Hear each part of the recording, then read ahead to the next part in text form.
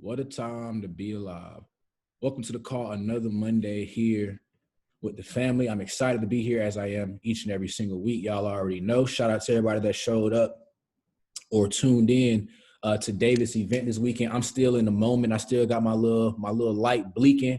I got my Believe Nation hoodie on because, man, that event, it was epic. Like, that event was so epic. Listen, if you missed it, again, I highly encourage you to go to David's page, click the link in his bio, go on to pay the $77 so that you can watch the recording, take some notes, get in tune. I mean, that dude was in his bag talking about the spiritual side of success, but it just sounded like so much of what we talked about, the supernatural, knowing who you are, becoming aware of what's on the inside of you. We talk about this stuff all the time, but David really put that stuff together. So it was amazing to see. So if you missed it, make sure you go back and check the recording. And again, I was telling a couple people this weekend that they DM me and said, man, I hate I missed it. I said, listen, bro, sis, you never want to miss an event or miss an experience that you qualify for. So the next event that David is doing in June and July, you want to make sure that you got your ticket. You want to make sure that you show up. You come ready to receive something, because David, the way that people look at Bob Proctor right now and Tony Robbins right now, that's how they're going to look at David in a couple years from now, right? So you got to recognize it may be early right now. You're like, oh, he's just an IMO, just a network marketer. He's going to be bigger than a lot of people that we watch on YouTube. And it's amazing to watch him early in his career of his Believe Nation stuff. So definitely check out the recording on his page. If you missed it, $77. Go ahead and get right. So last week or a couple weeks ago, we were talking about David. We talked a lot about David recently from the Bible, and we haven't talked too much about necessarily leadership. So tonight, what I wanted to do was dive into leadership, because I think this is the perfect time to talk about some leadership. And what hit me today was having a leader's heart, right? And so that's what I want you to write down. Do I have the heart to lead? Do I have the heart of a leader? And we're going to dive in to that. But man, having the heart of a leader is so important, because that's really what it takes to win in anything. It's all about heart. I'm sitting here I was watching the game earlier, and I'm like, man, them boys out there playing with a lot of heart right now, trying to win the championship. You look at people like LeBron James and Kobe, like they have real deal heart when it comes down to winning games. Hey, Tay, I'm about to make you the Tay, I just made you the co-host, bro. Can you help me out with the meeting room? Thank you so much, bro. But having that heart to lead, having that heart to win is so important. So tonight I want to dive into that so we can talk about the heart, because we talk about it all the time. The heart work is more important than the hard work. But tonight I really want to really unpack the heart, because I think it's so important to create long-term success. So when you think about the heart, what I first want you to think about is humility, right? Every great leader is somebody that has a high level of humility. And humility is not thinking less than yourself, right? Humility is thinking of yourself less. Humility is more so not from a place of lack, or you're missing something, but the thing that you may need, it could be on the inside of somebody else, right? That's what humility really boils down to. You having that mindset to know that, I'm not where I want to be yet, right? And a lot of people, the reason why they can't win is because they lack humility. And when somebody lacks humility, what's present is pride and ego. And it's going to be hard to win when pride and ego are present. Humility is the antidote for pride and ego. So you see somebody that has pride and ego, that person lacks humility, and that person really hasn't understood in totality the heart work yet. When you look at people like David Imonitie, this David we're talking about right now, his heart makes him so great, right? I was listening to his mom this weekend. His mom said something this weekend that literally took the air, took the breath out of the room, what she said about David. We was at the gala last night, and she got on stage, and she said, people ask me all the time, what is it like to be David's mom?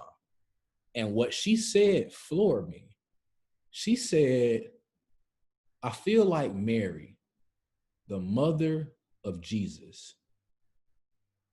And I was like, the whole room was like, wow. In no way, shape, or form was she comparing David to Jesus, but she was comparing it in the sense of, man, I'm watching my son go out there and do what Jesus did. Jesus has the largest body of believers in the entire world, the largest movement in the entire world. And she's looking at David create something in terms of Believe Nation and doing the same exact thing. She said, I feel like Mary, the mother of Jesus. And she said, it's not because of everything that he does from that we do see, it's the things that he do that we don't see. Those are the things that make him great. Again, it's his heart. David gets blessed so much because of his heart. There was this gentleman that came on stage this weekend, and a lot of you guys may know or may not know that David does something with Africa. He provides clean water for children and families in Africa. And so this weekend, the founder of that company was on stage and he was talking about David. He said, man, within a 15-minute conversation of me telling David what our mission is, he reached into his pocket and wrote a check for $150,000 within 15 minutes of meeting the guy. You understand what I'm saying? He sat down with a pastor and said, yo, how long have you been pastoring? You've impacted my life. How many years have you been pastoring? The pastor said 57 years. David said, cool, I'm going to write you a check times 1,000 for every year that you've been pastoring. So David sat down with the gentleman and wrote him a check for $57,000. You know what that takes? That takes a high level of humility. Everything that I just talked about with David Imonitie was from a standpoint of humility. Recognizing that I know I'm good. I know that people edify me as being great, but I'm humble enough to recognize that I still have more to do. I remember who the source is. I remember who I came from. I know that all the good things that I have, they come from God. They don't come from me. So when we're talking about the leader's heart, you have to have humility.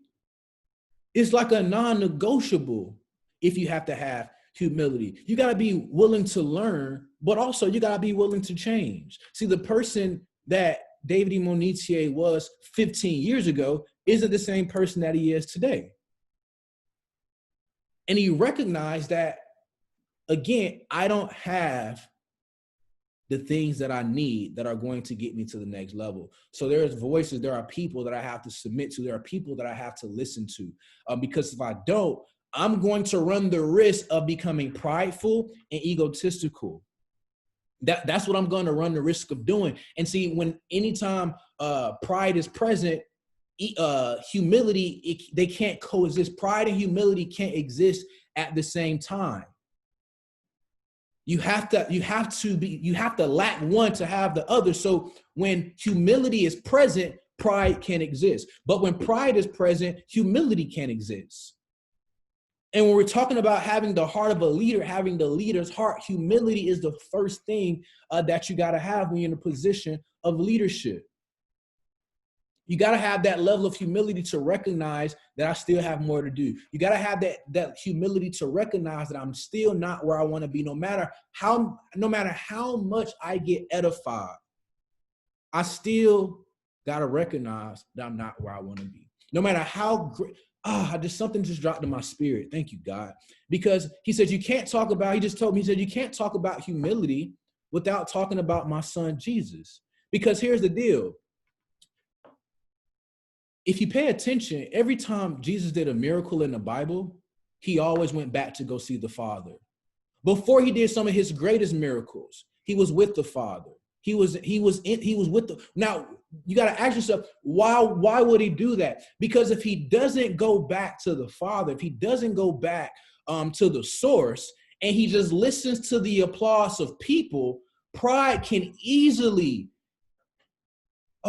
So think about this. What if you were the person that fed 5,000 people or 25,000 people with 2 fish and 5 loaves of bread? What if you were the person that walked on water? What if you was the person that told Lazarus to come forth and a dead man came forth? What if you was the person that made the blind see and the deaf hear? What if that was you? What if you were doing that and everybody was celebrating you?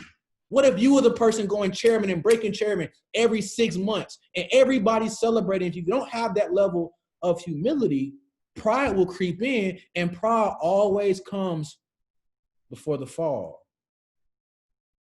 It always becomes before the fall. So your level of humility as a leader is important. Humility is, I believe, an indispensable quality of every great leader. And watch this, nothing is great, nobody is great until a life is changed. Because you have people that are in positions of leadership, but they may not be considered a great leader. So it can't be great until lives are changed in the process, until transformation is taking place in the process. And for me to do that, I have to have this level of humility. David in the Bible, King David, the humility that he had to display to be submitted to a king that was trying to kill him over and over and over and over again. To know that he was called to be the king of a nation, but he still had to sit back and watch somebody in position that shouldn't have really been in position. He still had to be humble. He still had to remain low so that God could exalt him. Humility is very important, because without humility, you can't have what we call honor. See, when you don't have humility, it's hard for you to honor. And honor is you being able to just reward somebody or recognize the difference in somebody. Very important. Honor is a personal choice to recognize somebody for their difference. See, the law of honor is the most important law on the earth. See, if you read the book, The 7 Uncommon Laws of Success that you must honor, or the 7 laws that you must honor to have uncommon success, he talks about that in that book. The law of honor is the most important law on earth.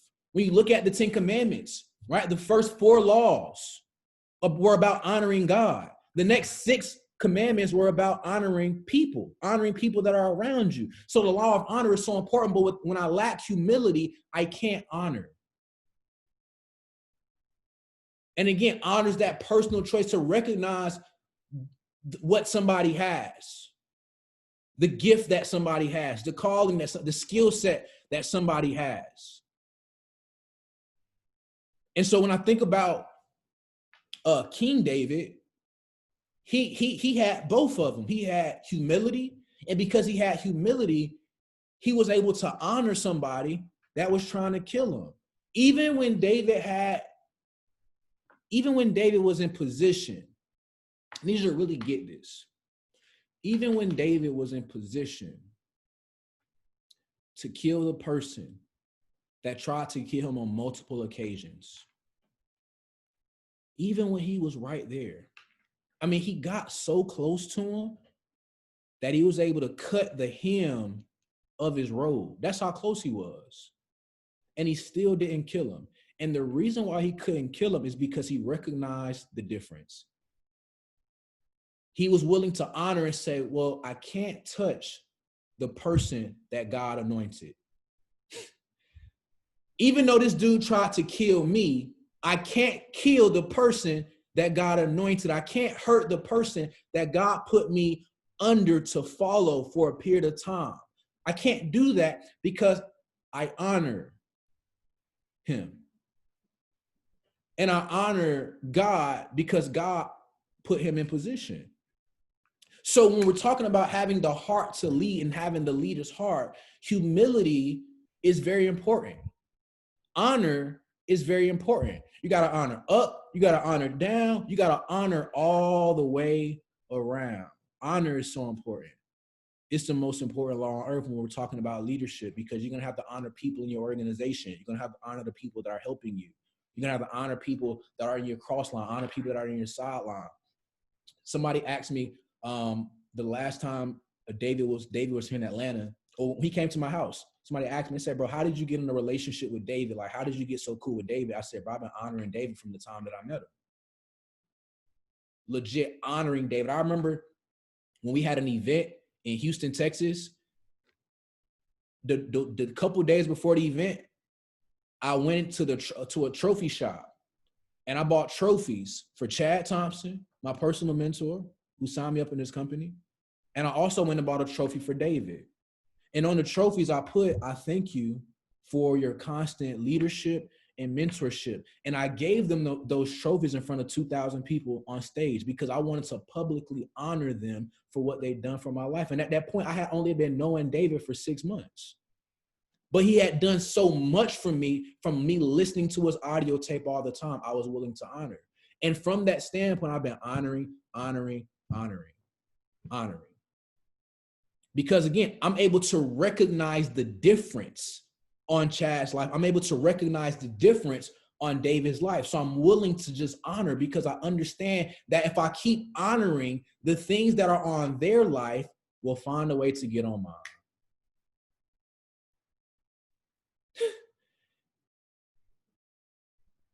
See, if you know anything about Elijah and Elisha, then you know what I'm talking about. Elisha was willing to recognize the difference on Elijah's life and say, God, I want a double portion of what you gave him, because he honored him. So when I tell you that the law of honor is the most important law on earth, I mean it, because it is. You think about the individuals, the disciples that followed Jesus. Why do you think they were able to do the things that they did? Because the thing that was on Jesus' life found a way to get on their life because they honored Jesus. Honor. It's a personal choice to recognize somebody for their difference. So at the end of the day, when you're talking about having a leader's heart, you got to have humility. Because when I lack humility, I can't honor those who I'm supposed to honor. If I don't have humility, I won't ask questions like, God, show me the people that I'm supposed to honor. Who did you put in my life that I'm supposed to honor so the things that are on their life can find a way to just creep onto mine? That's what we're talking about, having the heart of a leader. But not only do leaders have a high level of humility and they understand principles of honor, great leaders, they always stay in a place of expectancy. Great leaders stay in expectation mode, expecting things to happen in their life. David expected God to show up so many times in his life because God has showed up so many times in the past. So because of that, he always expected God to do more. Jesus, the greatest leader to ever live, before he worked one of his greatest miracles, I hope y'all are listening to me right now. Before he worked one of his greatest miracles, he was expecting. He said, before he pulled Lazarus out of the grave, he said, God, I thank you for hearing me because you always hear me. That's what you call expectancy. Imagine how much more confident you would be when you said your affirmations if you expected God to always hear you. That's why Jesus was able to work so many miracles, because he always expected God to just hear him. He literally said it. He said, God, I thank you for hearing me. You always hear me. But I'm not even saying this for me. I'm saying this for the sake of everybody else around me so they'll know that I'm your son. Expectancy. Expect and you will see. Every great leader is expecting. LeBron James, he expects to win games. Kobe, he expected to win. Michael Jordan, he expected to win. You name a great leader, I'm going to show you somebody with high expectations. And they only have high expectations because they have a high level of faith. And the only reason their faith can be validated as a high level because they have a high level of work ethic. That's why. Like David was talking this weekend, Imonitie, because we're talking about two Davids at the same time. I want to make sure you don't get them confused. He was talking about having a net worth of $50 million liquid. See, the only reason he can expect that is because he has a high level of faith. And the only reason he can have a high level of faith that's validated is because of his work ethic, is because of his action. So not only is a great leader somebody that has a level of humility, right? And not only is a great leader somebody that has the audacity to just honor, they also expect things to happen in their life because of their high level of faith. I love when Jesus said that, God, I thank you for hearing me. You always hear me. Imagine if you were saying that every day. Matter of fact, start saying it every day. I'm going to start saying it every day. God, thank you for hearing me. I know you always hear me, because he really does. But the question is, this is the question, because he always hears us. The question is, do we always hear him though? That's the question. Do we always hear him? Or is our ears so cluttered because our eyes have so many distractions? Do we allow everything we see to make us forget what God has told us already? Oh, this person left my business. Oh, well, okay. I love what David was talking about this weekend, people free. Because at the end of the day, you have to know that your vision is not based on who stays and who goes.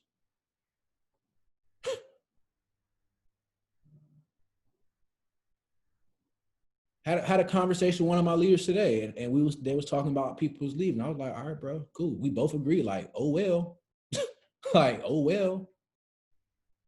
That's a part of the game, because it doesn't say that all things are possible to those that believe, or it doesn't say all things are possible to those that have people stay with them. It just says that all things are possible to those that believe. So it doesn't matter who leaves or who goes. I just got to keep believing. I got to keep hearing. I got to keep listening. I got to keep getting understanding. I got to keep honoring. I got to keep showing humility. I got to keep expecting things to happen in my life. And because I'm expecting something to happen in my life, that means I also have a level of faith as well.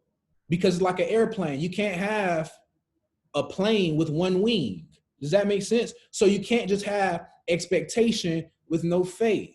You got to have both. Expectation is the breeding ground for miracles.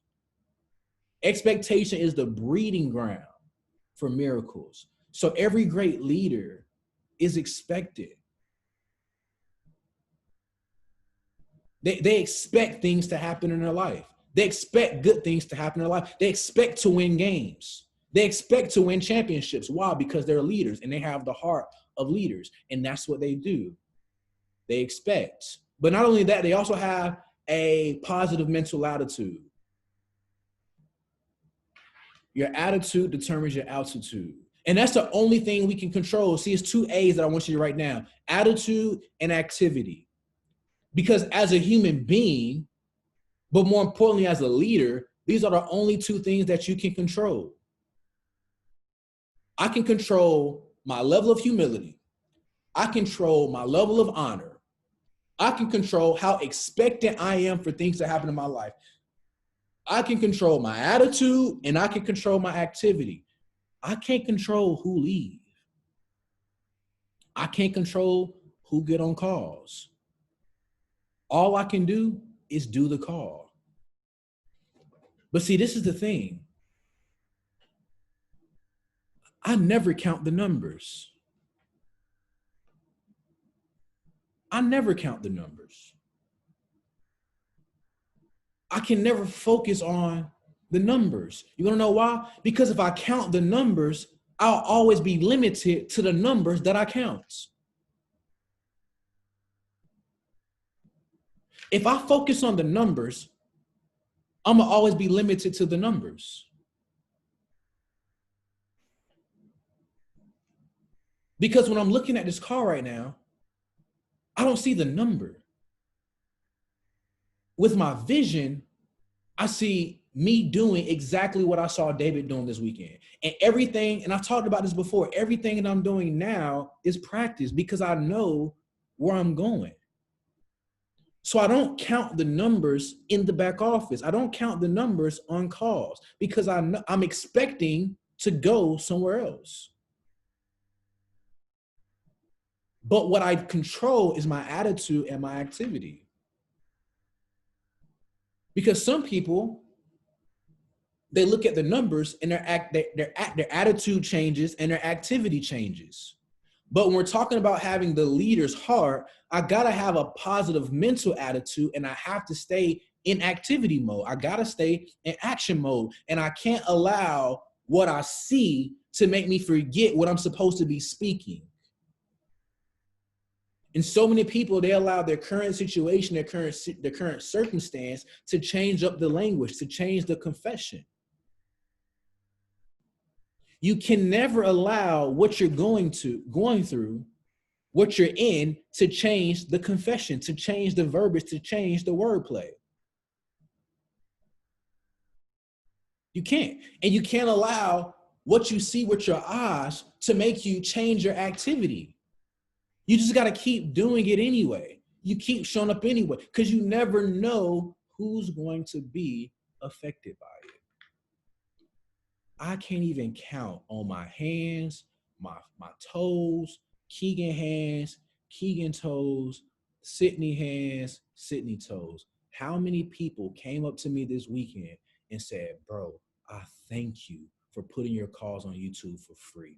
Bro, you don't have to do that. That's supposed to be for your organization. But bro, I listen to your calls on my team every single week. And I'm so grateful that I'm able to play this recording over and over. Because you do these calls, bro, my faith is building. I'm starting to read my Bible more. I'm starting to know who God is. I'm starting to take this business a little bit serious because you're just putting this call on YouTube. They said, bro, you have no idea who I am, but you are changing my life. That's why I can't count the numbers.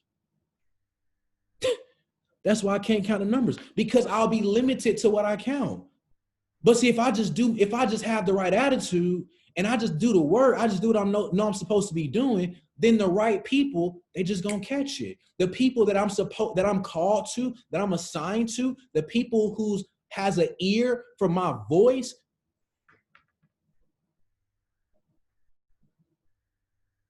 they'll just get it. And guess what? I expect that to happen. See, that's why I started putting the calls on YouTube, because I knew that I could not just be limited, or what God has put on my life couldn't just be limited to my organization. Every call that I've done is on YouTube for the most part, because I knew I just couldn't limit it to just you guys. I love y'all, but there are so many more people out there that don't have a voice that they can relate to. So who would I be to just hold it for y'all? So for the person that's watching the YouTube recording right now, I love you. I just want to put that out there. But watch this. So not only are leaders, they have the level of humility, honor, they're expectant, they have the right attitude, but watch this. Every great leader is resilient. Every great leader is resilient. Resilience. Able to withstand or recover quickly from difficult conditions. Able to recoil or spring back into shape after bending, stretching, or being compressed. Another word that I would use for this is called bounce back. Bounce back. Every great leader has learned the art of bouncing back. Michael Jordan, bounce back. Kobe Bryant, bounce back. Peyton Manning, bounce back. Tom Brady, bounce back. Adrian Peterson, bounce back. Tiger Woods, bounce back. Wesley Snipes, bounce back.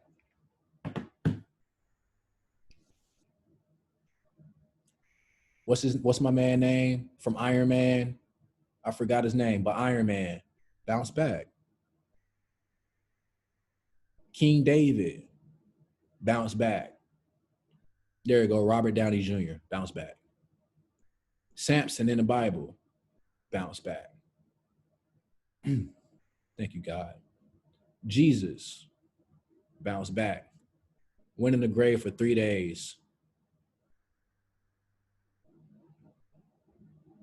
Bounce back. Job, bounce back.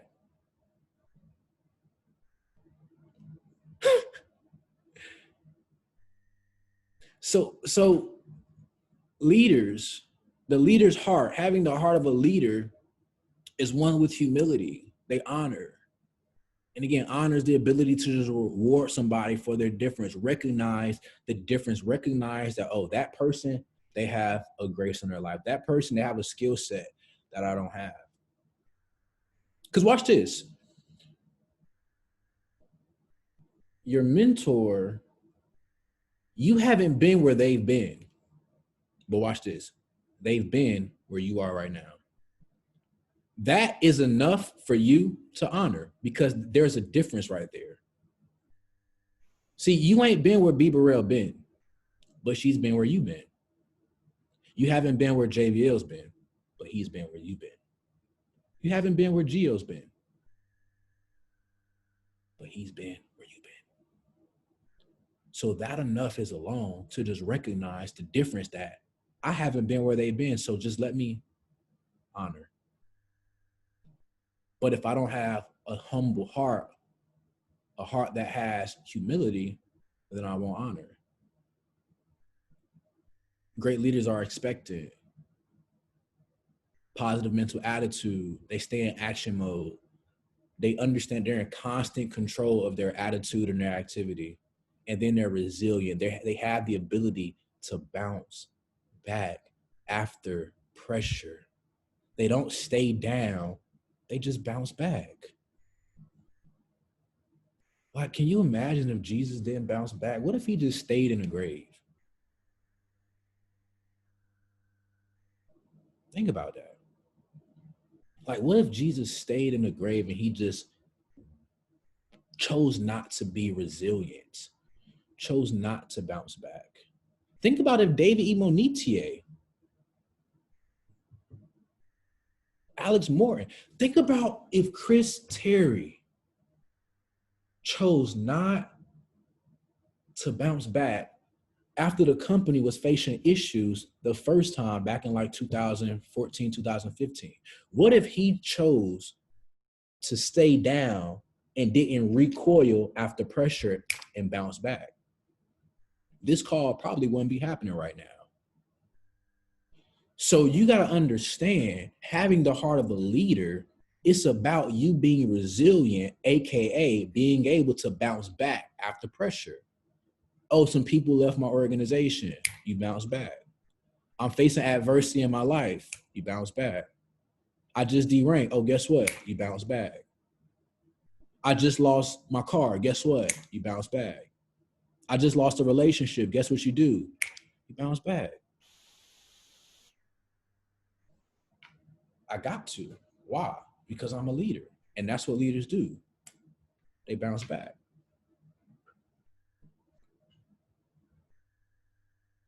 But lastly, every great leader is somebody that you can trust. Woo! Trust. Can people trust you?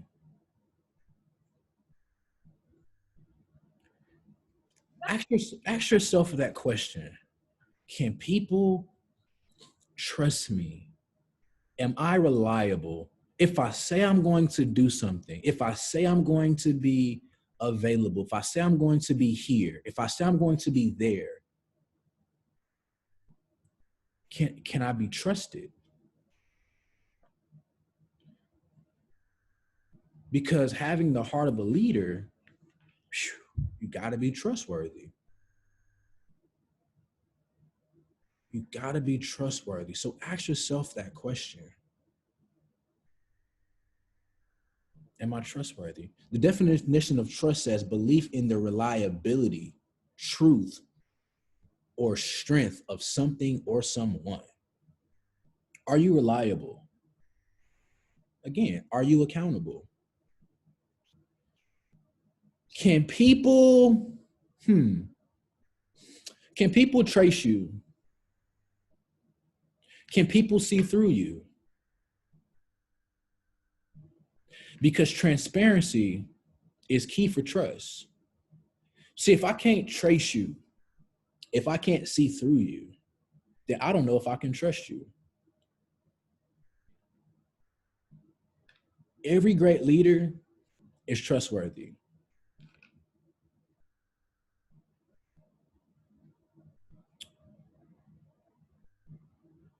Oh, man. Do you think they would have followed Jesus if he wasn't trustworthy? Do you think they would listen to LeBron James if he wasn't trustworthy? Do you think people will follow David Imonitie if he wasn't trustworthy? You got to understand that you being trustworthy is so critical for you having the heart of leadership. Because again, if people can't trust you, they won't follow you. They'll only follow you until they find somebody that they can trust. So you being in a place of being trusted is very important. And again, there can't be any trust without transparency. Can't be. And watch this. Trust is the only currency of leadership. Trust is the only currency of leadership. Because if people are going to follow you, again, they have to be able to trust you. Trust your words. Trust that you're going to show up. Trust that you're going to be available. Trust that you're going to follow through. Trust that they can count on you and depend on you. So when we're talking about having the heart of a great leader, a leader worth following, it starts with me having a high level of humility.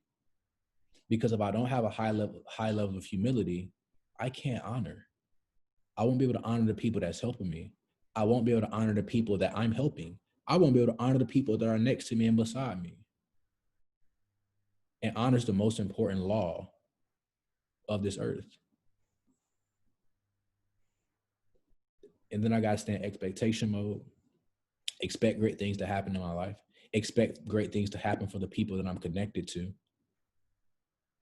Simultaneously, while I'm focusing on the attitude and the activity, and then I got to be resilient, because every great leader is resilient. You name me a leader, I'll name you somebody that's resilient. I love Samson in the Bible because Samson was resilient. And he is the definition of bounce back. Samson was somebody who was great, one of the strongest men to ever live, by far. I mean, he killed 1,000 people by himself with a donkey jawbone. That's what he did.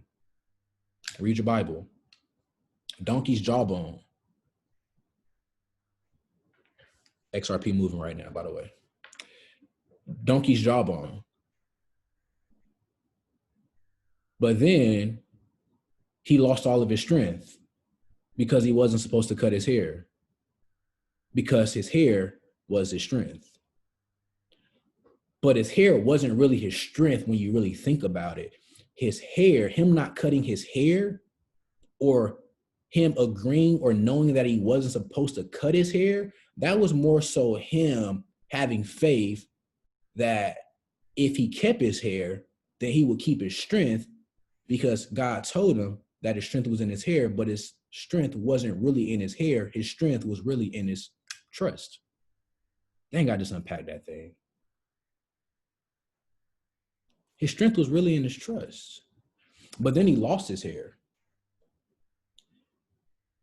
And he said, God, just give me strength one more time.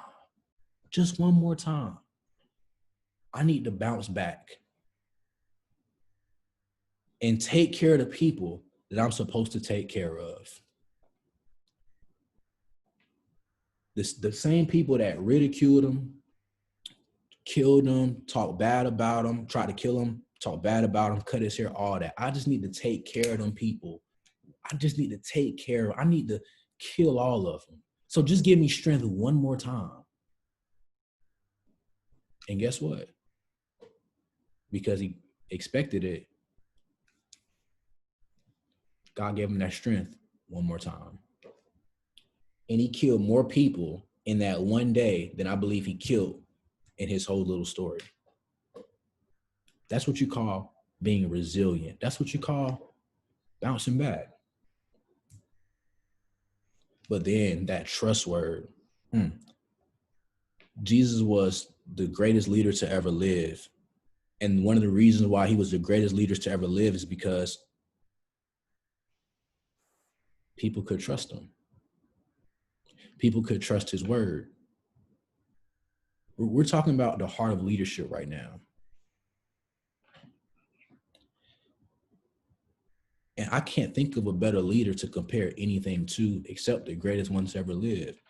And when I think about Jesus, he was so great because people could trust him, because he always did what he said he was going to do.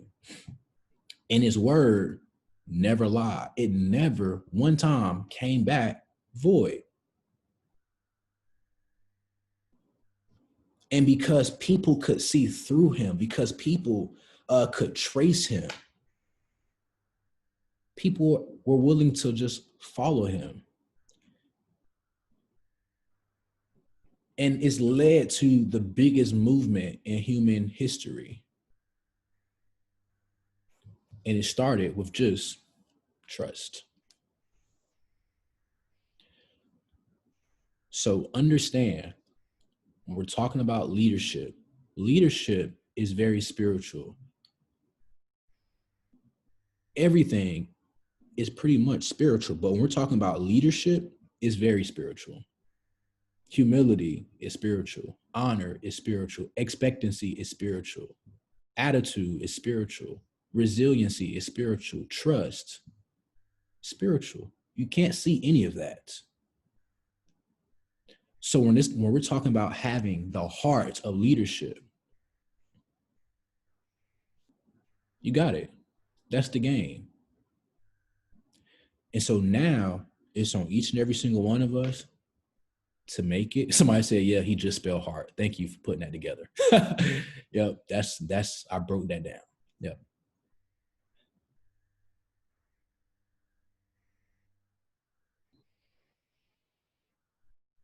Yeah. So listen, let's have an amazing week. Tickets for Lifestyle Elite Reloaded will be going on sale this week. Mark your calendars for February 20th. All right. Gio, you got to pay attention, man. He said, I didn't realize that this whole time. Yeah. Humility and honor, H. Expectancy, E. A, attitude and activity, R, resiliency. T, trust, heart of leadership. So Lifestyle Elite Reloaded, tickets go on sale this week. We got Chairman 750s, some Chairman 250s, some Chairman 150s coming. Some Chairman 100s coming out. It's about to be a movie. So February 20th in Atlanta. It's a one-day event. Go and start getting your tickets, getting your flights and all that. It's going to be a movie. And it's about to be an amazing year. We got the jewels. We got everything that we need to win. Now it's just on us to apply. So with that being said, guys, I love you all. Let's have an amazing week. I'll see you all at the bank. Good night. God bless.